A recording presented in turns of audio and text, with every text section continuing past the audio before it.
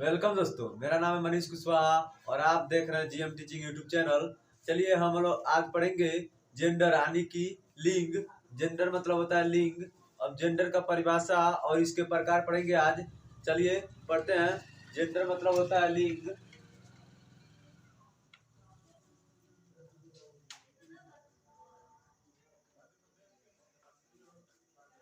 इसका परिभाषा होता है, जेंडर का अर्थ होता है, जेंडर का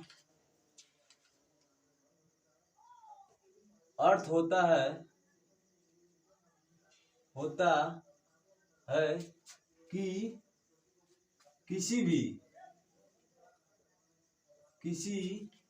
भी नाउन यानी कि संज्ञा के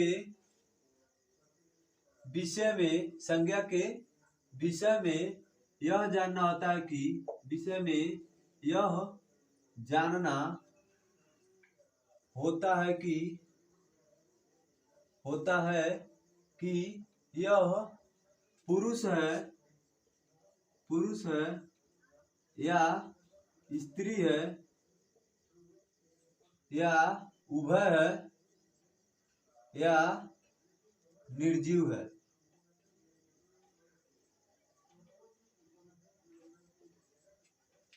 जेंडर का अर्थ होता है कि किसी भी नाउन यानी कि किसी संज्ञा के विषय में यह जानना कि यह पुरुष है या स्त्री है या उभय है या निर्जीव है। अब इसका देखेंगे प्रकार। इसका 4 प्रकार होते हैं। यह 4 प्रकार होता है।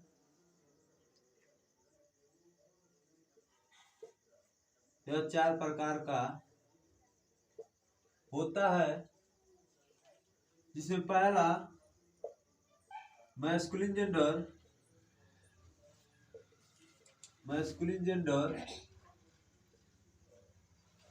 पहला होता है मैस्कुलिन जेंडर यानी कि पुल्लिंग।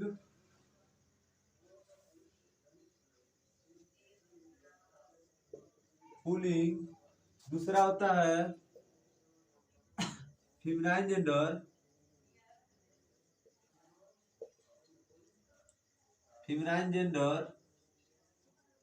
यानी कि स्त्रीलिंग।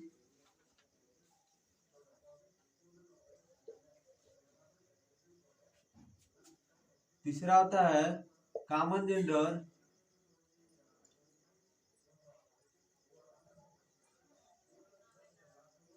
यानी कि उभय लिंग।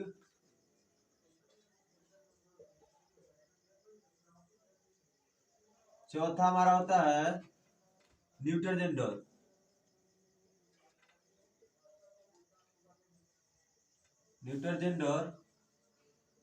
यानी कि नपुंसक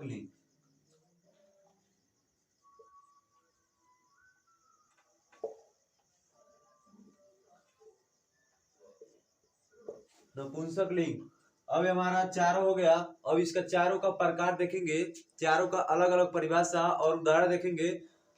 पहला है मैस्कुलिन जेंडर।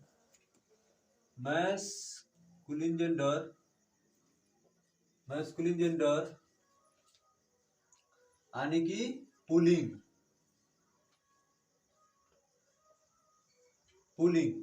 इसका परिभाषा हम देखेंगे तो परिभाषा होता है जिस नाउन से, यानी कि कोई भी नाउन से पुरुष जाति का बोध होता है, किसी भी नाउन से पुरुष जाति का बोध होता है, उसे पुल्लिंग कहते हैं। इसका परिभाषा देखेंगे तो परिभाषा जिन नाउन यानी कि संज्ञा से किसी पुरुष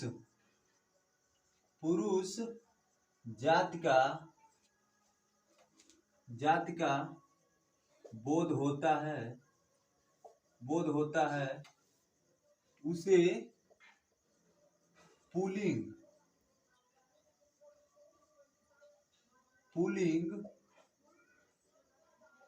यानी कि मैस्कुलिन जेंडर कहते हैं। मैस्कुलिन जेंडर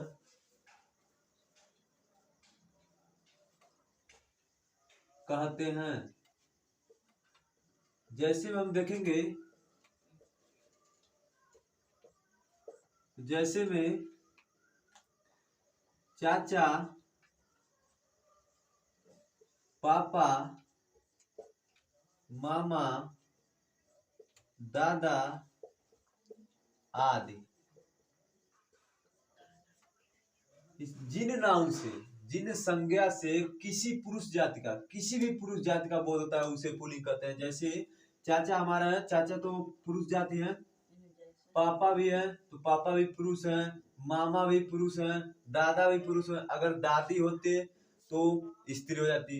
इसी प्रकार अब देखेंगे दूसरा, तो दूसरा हमारा है, दूसरा फेमिनाइन जेंडर। फेमिनाइन जेंडर यानी कि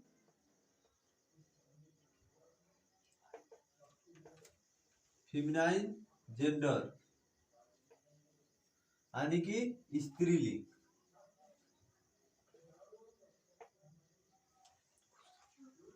स्त्रीलिंग, इसका परिभाषा देखेंगे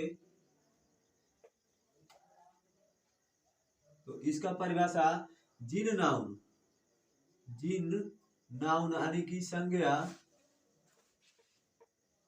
संज्ञा से किसी किसी किसी भी स्त्री जाति का, स्त्री जाति का, जाति का बोध होता है, बोध होता है उसे फेमिनाइन जेंडर, फेमिनाइन जेंडर यानी कि स्त्रीलिंग कहते हैं। स्त्रीलिंग कहते हैं। देखेंगे इसका परिभाषा, तो फेमिनाइन जेंडर यानी कि स्त्रीलिंग जिन नाउन से, जिन संज्ञा से किसी स्त्री जात का, किसी भी स्त्री जात का बोध होता है उसे फेमिनाइन जेंडर यानी कि स्त्रीलिंग कहते हैं। जैसे मान लीजिए, जैसे में चाची, दादी, घोड़ी, कुत्ती आदि। देखेंगे तो हमारा चाची भी स्त्री जाति से है, दादी भी स्त्री जाति से है, घोड़ी एक स्त्री जाति से है, कुत्ती भी एक स्त्री जाति से है। इस प्रकार हमारा ये फेमिनाइन जेंडर यानी कि स्त्रीलिंग। इस पर अब देखेंगे तीसरा कॉमन जेंडर। तीसरा होता है हमारा कॉमन जेंडर। कॉमन जेंडर यानी कि उभयलिंग, उभयलिंग। इसमें हम देखते हैं जो दोनों में यानी कि पुल्लिंग और स्त्रीलिंग दोनों हो, जो पुरुष हो और स्त्री दोनों हो, जिसमें पाया था उसे उभयलिंग कहते हैं। जैसे मान लीजिए अगर स्टूडेंट की बात करें तो स्टूडेंट में हम कह नहीं सकते कि वो स्त्रीलिंग होगा या पुरुष लिंग होगा, इसीलिए हम कह सकते हैं स्टूडेंट उभयलिंग हो सकता है। इसी प्रकार देखते हैं इन जो परिभाषा, इसका परिभाषा होगा इसका, जिस संज्ञा में, जिस नाउन यानी कि जिस नाउन यानी कि संज्ञा में पुल्लिंग, पुल्लिंग और स्त्रीलिंग, स्त्रीलिंग दोनों, स्त्रीलिंग दोनों पाए जाते हैं, पाए जाते हैं उसे उभयलिंग कहते हैं। उभयलिंग कहते हैं। जैसे हम देखेंगे, जैसे में स्टूडेंट, स्टूडेंट, आर्मी और टीचर ईटीसी।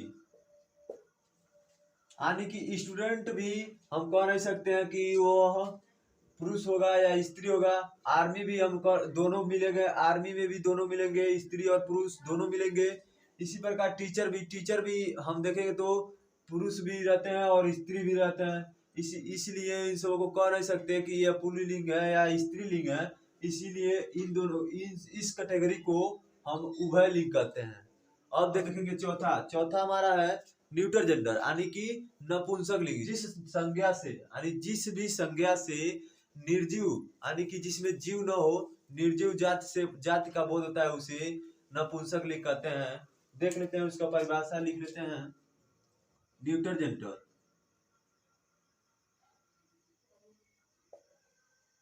जेंडर यानी कि नपुंसक लिंग।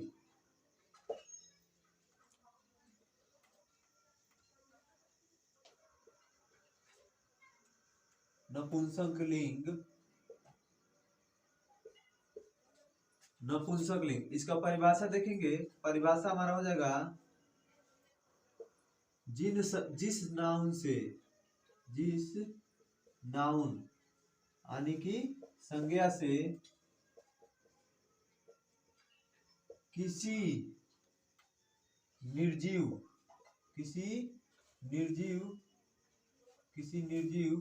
वस्तु का बोध होता है, उसे न्यूट्रल जेंडर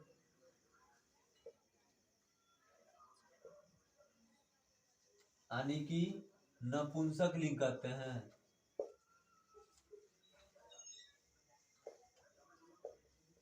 नपुंसक लिंग कहते हैं।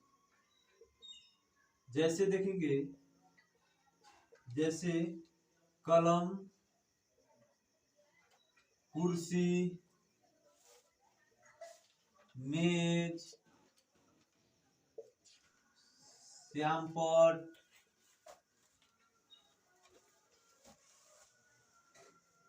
आदि। जिस नाउन से यानी कि जिस भी संज्ञा से किसी निर्जीव वस्तु का बोध होता है, जिस भी नाउन से किसी निर्जीव वस्तु का बोध होता है, उसे नपुंसक लिंग कहते हैं। जैसे कलम हमारा निर्जीव वस्तु है। कुर्सी भी हमारा निर्जीव है, जिसमें जीव नहीं पाया था उसे निर्जीव कहते हैं, यानी कुर्सी में जीव नहीं है इसलिए वो निर्जीव है। मेज भी हमारा निर्जीव है। श्यामपट में भी जीव नहीं है इसलिए वो निर्जीव है। इस प्रकार हमारा चारों जेंडर यानी कि जेंडर आज हमारा कंप्लीट हुआ। आज के लिए बस इतना ही, मिलते हैं अगले नेक्स्ट वीडियो में। हाँ दोस्तों, अगर आपको ये वीडियो अच्छा लगे तो लाइक करना ना भूलें, और अगर कोई भी डाउट हो तो नीचे कमेंट में अपना जरूर क्वेश्चन पूछें, और बने रहने के लिए हमारे चैनल को सब्सक्राइब करके बेल आइकन दबाना ना भूलें।